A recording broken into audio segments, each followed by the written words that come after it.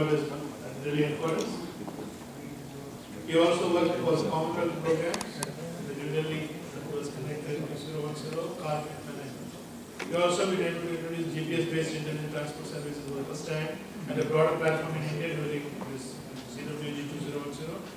Member of the advisory team for NAFID, Ministry of Heavy Industry, for working on manual and transport as such function. He has been called to CMVR Technical Committee as a special advisor for his contributions. So let us listen to Anil Chhikara on assessing challenges and opportunities presented by ITS programs and analytics. Thank you, Mr. Krishna, for the nice introduction. And I thank ITPC organizers who has invited me to share our transport experience to various stakeholders globally. And in this presentation, I will be informing you about the difficulties being faced when some private partnership or joint venture arrangement is done with the government. And through these orientation, my intention is to strengthen the stakeholders so that they can overcome the challenges being faced with government business.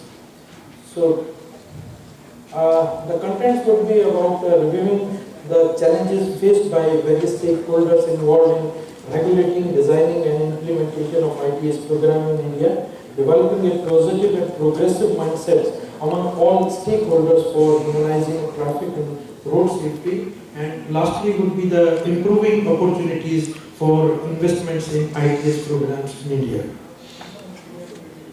So first of all, I would like to take small orientation about transport pattern in India. So as you are aware about Indian economy is the fastest growing by 8% GDP and its second largest population, largest road length and the fourth largest railway network. And we have about 80% of passengers and 65% of freight being transported through the road surfaces. And Indian cities has a population about 2 times, whereas the vehicle growth within the same time is 8 times. So India, 1/3 population lives in the cities which constitutes 2/3 of the economy and 90% of the government revenues. And urban cities in India are engine of economic growth, center and entertainment, knowledge of political happening. So cities are the best area and platform for ITS applications. And this is also being talked about.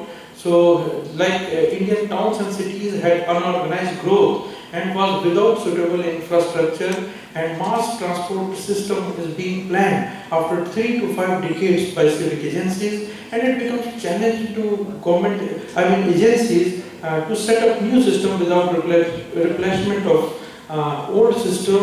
Under these circumstances, ITS can provide best solution for effective transport management.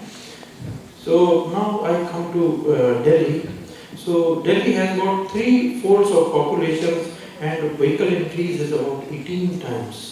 And our traffic speed, which was 16 km per hour few years back, now it is 10 km per hour at peak hours in central Delhi. Although Delhi has 21% area of coverage of roads, which is best in India and even better than any global city, but congestion is worst in the country. And 90% of road space is occupied by 35% of total travelers of cars and two-wheelers. And road length per 1,000 vehicle is reduced from 12 kilometers to 6 kilometers since 1990 to 2006. And road expansion is now reduced from 71% to 3% in last 4 decades. It is also said by some studies that daily 2 hours delay is experienced by individuals, and loss of fuel wastage due to congestion and idling is around 20,000 millions per annum. So these are some interesting figures. When we talk about model split in Delhi, So we have bus ridership about 41%. And it is astonishing to know that it was 60% in 1990s. So there is a drop of 20% of bus ridership, and people are more happy to use cars and two-wheelers, I mean personal vehicles. And the shift of 20% is gone to cars and two-wheeler, which is the root cause of congestion in Delhi. Whereas the metro has able to pick 20 lakhs of ridership daily, which is about 9%, and we have bicycle about 6.8%, and we have cycle rickshaw, it's around 8%. So cycle rickshaw is become a menace to Delhi, and it is also causing a delay. And unfortunately, so many NGOs are there, so many so-called experts are there who are promoting cycle rickshaws, I mean, in the name of non-motorized vehicles. But when we see the actual position, so they are distracting the government. And on auto rickshaw side, we did not have any increase because our auto rickshaw segment and taxi segment is unorganized. It requires ITS, and if it is strengthened, then it can take the load of cars and two-wheelers so that we can also augment our public transportation.